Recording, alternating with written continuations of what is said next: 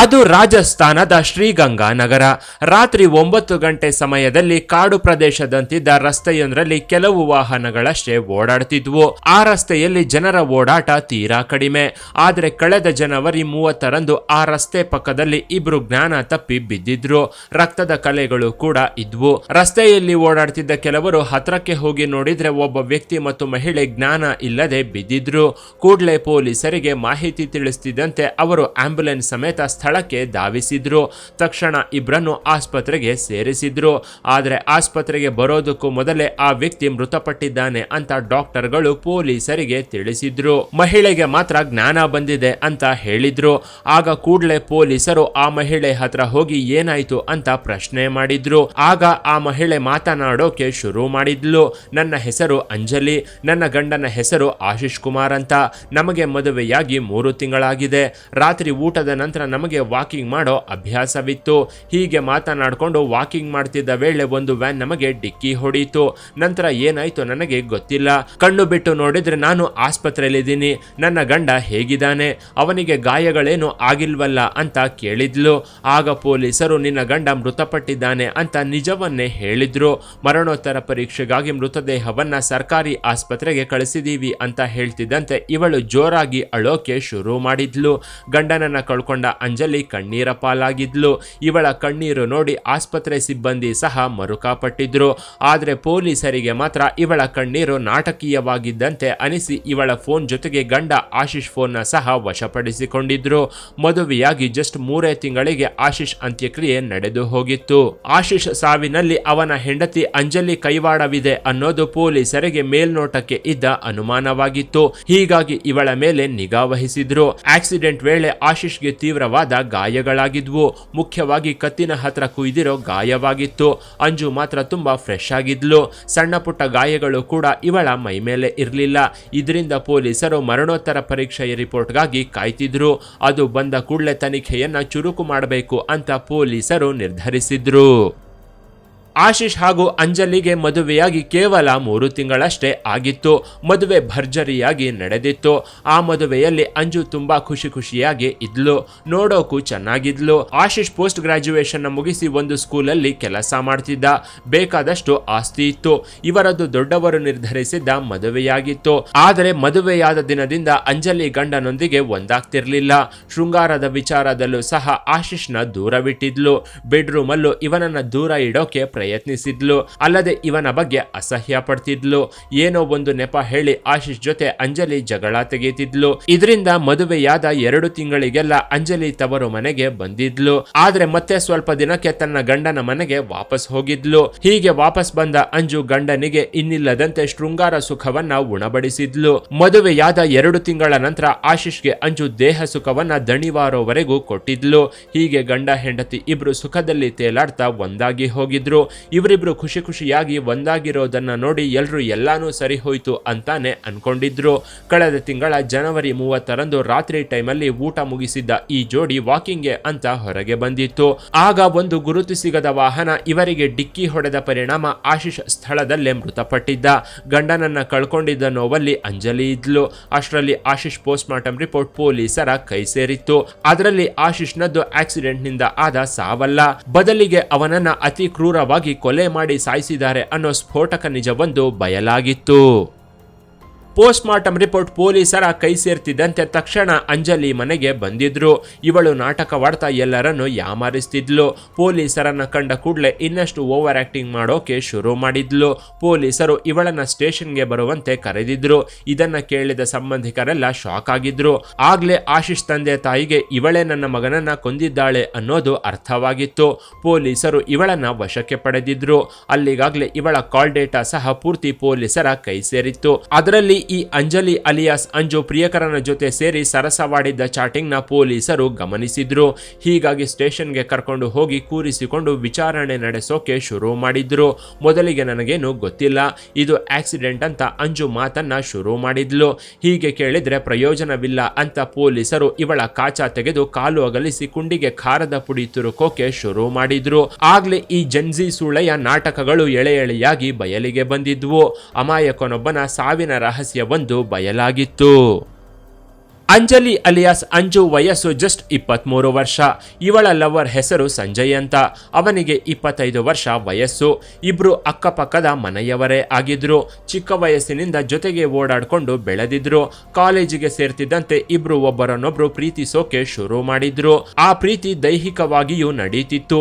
ಇವರಿಬ್ರು ಕಳೆದ 7 ವರ್ಷದಿಂದ ಲವ್ ಅನ್ಕೊಂಡು ಸಿಕ್ಕ ಕಡೆಗಳಲ್ಲಿ ಓಡಾಡ್ತಾ ಎಂಜಾಯ್ ಮಾಡ್ಕೊಂಡಿದ್ರು. 10ನೇ ಕ್ಲಾಸ್ ಮುಗಿಸಿ PUCಗೆ ಕಾಲಿಡ್ತಿದ್ದಂತೆ ಇಬ್ರು ಗಂಡ ಹೆಂಡತಿಯರ ನಾಚಿಸುವಂತೆ ಪೈಪೋಟಿಗೆ ಬಿದ್ದು ಬೆತ್ತಲಾಗಿ ಬಿಡ್ತಿದ್ರು. ಮದುವೆಗೂ ಮೊದಲೇ ಎಲ್ಲೆಂದ್ರಲ್ಲಿ ಕಾಚ ತೆಗೆದು ಕಾಲು ಅಗಲಿಸ್ತಿದ್ದ ಅಂಜಲಿ ಪ್ರಿಯಕರ ಸಂಜಯ್ ಜೊತೆ ಕಾಮಕೇಳಿಯಲ್ಲಿ ಮುಳುಗಿ ತೇಲಿ ಬಿಡ್ತಿದ್ಲು. ಇದರಿಂದ 23 ವರ್ಷಕ್ಕೆ ಬರುವಷ್ಟರಲ್ಲಿ ಅಂಜಲಿಗೆ ಬರೋಬ್ಬರಿ 4 ಸಲ ಅಬಾರ್ಷನ್ ಕೂಡ ಆಗಿತ್ತು. ಆದ್ರೆ ಇವರಿಬ್ರು ಮದುವೆಯಾಗೋದು ಸಾಧ್ಯವಿರ್ಲಿಲ್ಲ ಅಂತ ಅನ್ಕೊಂಡಿದ್ರು. ಯಾಕಂದ್ರೆ ಇವರಿಬ್ಬರ ಜಾತಿಗಳು ಬೇರೆ ಬೇರೆಯಾಗಿದ್ವು. ಹೀಗಾಗಿ ನಮ್ಮ ಮದುವೆಗೆ ಯಾರು ಒಪ್ಪೋದಿಲ್ಲ ಅಂತಾನೆ ಇವರು ಸಹ ಅನ್ಕೊಂಡಿದ್ರು. ಅಕ್ಕಪಕ್ಕದ ಮನೆಯವರಿಗೆ ಇವರು ಲವ್ ಮಾಡ್ತಿರೋ ವಿಚಾರ ಗೊತ್ತಾಗಿತ್ತು. ನಿಧಾನವಾಗಿ ಅಂಜು ಪೋಷಕರ ಕಿವಿಗೂ ಇವರ ಪ್ರೀತಿಯ ವಿಚಾರ ಬಿದ್ದಿತ್ತು. ಇದರಿಂದ ಮಗಳು ಎಲ್ಲಿ ಕೈತಪ್ಪಿ ಹೋಗ್ತಾಳೋ ಅಂತ ಕೂಡಲೇ ಆಶೀಶ್ಗೆ ಕೊಟ್ಟು ಮದುವೆ ಮಾಡಬೇಕು ಅಂತ ಇವಳ ಪೋಷಕರು ಮದುವೆಯನ್ನ ನಿಶ್ಚಯಿಸಿದ್ರು. ಅಂಜಲಿಗೆ ಈ ಮದುವೆ ಇಷ್ಟವಿರಲಿಲ್ಲ. ಹಾಗಂತ ತನ್ನ ತಂದೆ ತಾಯಿ ಸಹೋದರನನ್ನ ಹೆದರಿಸೋ ಧೈರ್ಯವು ಇವಳಿಗಿರ್ಲಿಲ್ಲ. ಹೀಗಾಗಿ ಆಶೀಶ್ ಜೊತೆ ಮದುವೆಗೆ ಅಂಜು ಒಪ್ಕೊಂಡಿದ್ಲು. ಅಲ್ಲದೆ ಅದ್ದೂರಿಯಾಗಿ ಮದುವೆಯನ್ನು ಸಹ ಆಗಿದ್ಲು. ಮದುವೆಯಾದ 2 ತಿಂಗಳಿಗೆ ಗಂಡನ ಜೊತೆ ಜಗಳ ಮಾಡ್ಕೊಂಡು ತವರು ಮನೆಯನ್ನ ಸೇರ್ಕೊಂಡಿದ್ಲು. ಹೀಗೆ ಅಂಜಲಿ ತವರು ಮನೆಗೆ ಬರೋಕು ಒಂದು ಕಾರಣವಿತ್ತು. ಗಂಡನ ಮೇಲೆ ಕೋಪ ಮಾಡ್ಕೊಂಡು ಅಂಜಲಿ ತವರು ಮನೆಗೆ ಬಂದಿದ್ದೆ ಪ್ರಿಯಕರನ ಜೊತೆ ಎಂಜಾಯ್ ಮಾಡೋಕೆ. ಇಬ್ರು ಅಕ್ಕಪಕ್ಕದ ಮನೆಯವರೇ ಆಗಿದ್ರಿಂದ ಗ್ಯಾಪ್ ಸಿಕ್ಕಾಗ್ಲೆಲ್ಲ ಅಂಜಲಿ ತೊಡೆ ಮಧ್ಯೆ ಇದ್ದ ಗ್ಯಾಪ್ನ ಸಂಜಯ್ ತುಂಬಿ ಹೋಗ್ತಿದ್ದ. ಆಶೀಶ್ ಜೊತೆ ಮದುವೆಯಾದ ನಂತರವೂ ಇವರಿಬ್ಬರ ಕಾಮದಾಟಕ್ಕೆ ಕಡಿವಾಣ ಬಿದ್ದಿರಲಿಲ್ಲ. ಪ್ರಿಯಕರನ ಜೊತೆಗಿನ ದೇಹ ಸಂಬಂಧ ಅಕ್ರಮ ಸಂಬಂಧವಾಗಿ ಬದಲಾಗಿತ್ತು. ಇತ್ತ ಗಂಡನ ಜೊತೆ ಎಷ್ಟೇ ಜಗಳವಾಡಿದ್ರು ಕುಟುಂಬದ ಹಿರಿಯರು ಹಾಗೂ ದೊಡ್ಡವರು ಮಾತನಾಡಿ ಸರಿ ಮಾಡ್ತಿದ್ರು. ಆದ್ರೂ ಆಗಾಗ ಗಂಡನ ಜೊತೆ ಜಗಳ ಮಾಡ್ಕೊಂಡು ತವರು ಮನೆಗೆ ಬರ್ತಿದ್ದ ಅಂಜು ರಹಸ್ಯವಾಗಿ ಪ್ರಿಯಕರನನ್ನ ಭೇಟಿಯಾಗಿ ಬೆತ್ತಲಾಗಿ ಬಿಡ್ತಿದ್ಲು. ಗಂಡ ಕೆಲಸಕ್ಕೆ ಹೋಗ್ತಿದ್ದಂತೆ ಅತ್ತೆ ಮನೆಯಲ್ಲಿದ್ರು ಫೋನಲ್ಲಿ ಕದ್ದು ಮುಚ್ಚಿ ಪ್ರಿಯಕರನ ಜೊತೆ ಮಾತನಾಡ್ತಿದ್ಲು. ಗಂಡ ಬೆಳಗ್ಗೆ ಕೆಲಸಕ್ಕೆ ಹೋದ್ರೆ ಬರ್ತಾ ಇದ್ದಿದ್ದು ಸಂಜೆ ಆಗ್ತಿತ್ತು. ಈ ಟೈಮಲ್ಲಿ ಅಂಜಲಿ ಪ್ರಿಯಕರನಿಗೆ ಸೆರಗು ಜಾರಿಸಿ ಆಡ್ತಿದ್ದ ಸರಸದಾಟಗಳು ಹೆಗ್ಗು ಸಿಗ್ಗಿಲ್ಲದೆ ಹಾಯಾಗಿ ಸಾಕ್ತಿದ್ವು. ಅಂಜಲಿ ಒಬ್ಬ ಅಮಾಯಕನ ಜೀವನದಲ್ಲಿ ಆಟವಾಡಿದ್ದಲ್ಲದೆ ಅವನ ಜೀವದ ಜೊತೆಗೂ ಚೆಲ್ಲಾಟವಾಡಿದ್ಲು. ಪ್ರಿಯಕರನ ತೋಳ್ತೆಕೆಯಲ್ಲಿ ಬಂಧಿಯಾಗಿ ಬೆತ್ತಲಾಗ್ತಿದ್ದ ಅಂಜಲಿ ಲವರ್ ಸಂಜಯ್ ಹತ್ರ ಆಶೀಶ್ ಕೊಲೆಗೆ ಮುನ್ನುಡಿಯನ್ನ ಬರೆದಿದ್ಲು. ಆಶೀಶ್ನ ಕೊಂದ್ರೆ ನಾವು ಹಾಯಾಗಿರಬಹುದು. ನೀನು ಒಬ್ಬಂಟಿಯಾಗಿ ಇರೋದ್ರಿಂದ ನಾನು ನಿನ್ನ ಜೊತೆಗಿದ್ರೆ ನಮ್ಮವರೆಲ್ಲ ಒಪ್ಕೋತಾರೆ. ನಿನಗಾಗಿ ನಾನು ಬೇರೆ ಮದುವೆಯಾಗದೆ ಹಾಗೆ ಇರ್ತೀನಿ ಅಂತ ಹೇಳಿದ್ಲು. ಆ ಮಾತನ್ನ ಕೇಳಿದ್ದೆ ಸಂಜಯ್ ಅಂಜಲಿ ಗಂಡನನ್ನ ಕೊಲೆ ಮಾಡೋಕೆ ಒಪ್ಕೊಂಡಿದ್ದ. ಅಂದು ಮಂಚದ ಮೇಲೆ ಇನ್ನೊಬ್ಬನ ಪಕ್ಕದಲ್ಲಿ ಮಲಗಿದ್ದಾಗ್ಲೇ ತಾಳಿ ಕಟ್ಟಿದ್ದ ಗಂಡನ ಕೊಲೆಗೆ ಅಂಜಲಿ ಮುಂದಾಗಿದ್ಲು. ಇವರಿಗೆ ಕೊಲೆ ಮಾಡೋಕೆ ಇದ್ದ ಧೈರ್ಯದಲ್ಲಿ ಇಬ್ರು ಓಡಿ ಹೋಗಿದ್ದಿದ್ರೆ ಆಗಿರ್ತಿತ್ತು. ಇವತ್ತು ಒಬ್ಬ ಅಮಾಯಕನ ಪ್ರಾಣವಾದ್ರೂ ಉಳೀತಿತ್ತು. ಆದ್ರೆ ಹೀಗೆ ಮಾಡದೆ ಪಕ್ಕದ ಮನೆಯಲ್ಲಿದ್ದ ಪ್ರಿಯಕರನೊಂದಿಗೆ ಎಂಜಾಯ್ ಮಾಡೋ ಟೈಮಲ್ಲೇ ಗಂಡನ ಸಾವಿಗೆ ಅಂಜಲಿ ಮುಹೂರ್ತವಿಟ್ಟಿದ್ಲು. ಗಂಡನನ್ನ ಬಿಟ್ಟು ತವರು ಮನೆ ಸೇರ್ಕೊಂಡಿದ್ದವಳು ತನ್ನ ಪೋಷಕರ ಹತ್ರ ನನಗೆ ನನ್ನ ಗಂಡ ಬೇಕು ಅಂತ ಹೇಳಿ ನಾಟಕ ತೆಗೆದಿದ್ಲು.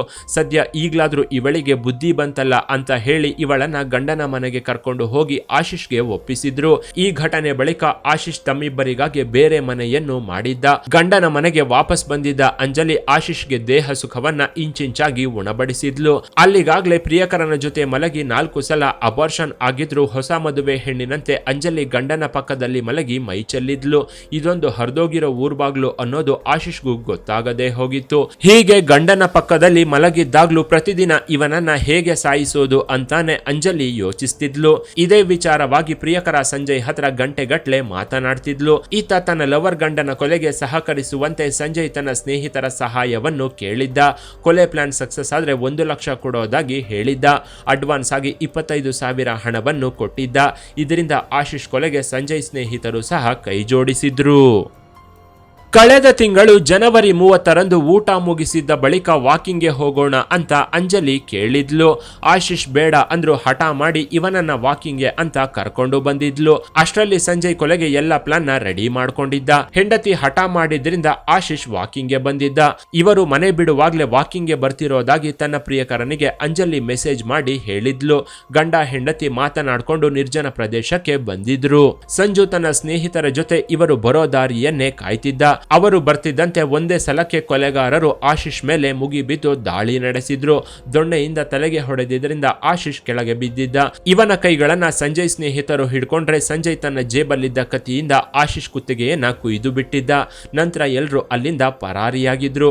ಜಸ್ಟ್ 3 ತಿಂಗಳ ಹಿಂದಷ್ಟೇ ತಾಳಿ ಕಟ್ಟಿದ್ದ ಗಂಡ ಹೆಂಡತಿ ಮುಂದೆನೆ ಒದ್ದಾಡಿ ಅಂದು ಪ್ರಾಣ ಬಿಟ್ಟಿದ್ದ.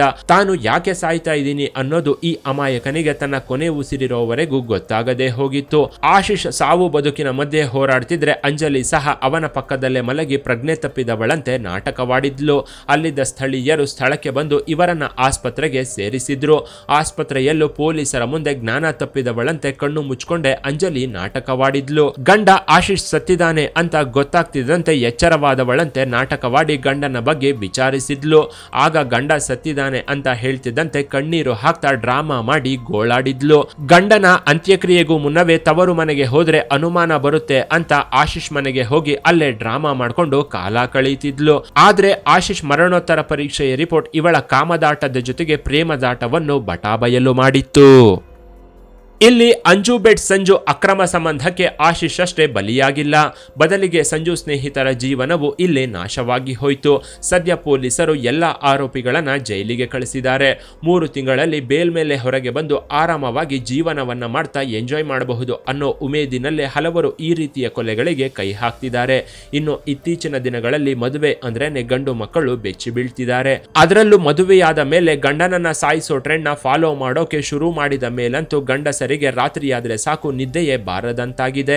ಈ ಕೇಸಲ್ಲಿ ಅಮಾಯಕ ಆಶೀಶ್ ಅನ್ಯಾಯವಾಗಿ ಸಾವನ್ನಪ್ಪಿದ್ರೆ ಇಲ್ಲೊಬ್ಬ ಬುದ್ಧಿವಂತ ಮಾತ್ರ ಈ ಕತೆಗೆ ತದ್ವಿರುದ್ಧವಾಗಿದ್ದಾನೆ. ಅವನ ಟೈಮ್ನ ಅವನೇ ಚೇಂಜ್ ಮಾಡ್ಕೊಂಡಿದ್ದಾನೆ.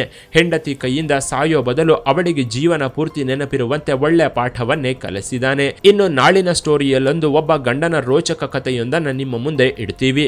ಸದ್ಯ ಈ ಕೊಲೆಗಾರರಿಗೆ ಯಾವ ರೀತಿ ಶಿಕ್ಷೆ ಆಗಬೇಕು ಅಂತ ನಿಮ್ಮ ಅಭಿಪ್ರಾಯವನ್ನ ಕಾಮೆಂಟ್ ಮಾಡಿ. ಕೆಳಗಿನ ಡಿಸ್ಕ್ರಿಪ್ಷನ್ ಬಾಕ್ಸ್ ನಲ್ಲಿ ವಾಟ್ಸ್ಆಪ್ ಚಾನೆಲ್ ನ ಲಿಂಕ್ ಕೊಡಲಾಗಿದ್ದು ಅದನ್ನ ಸಹ ಫಾಲೋ ಮಾಡಿ.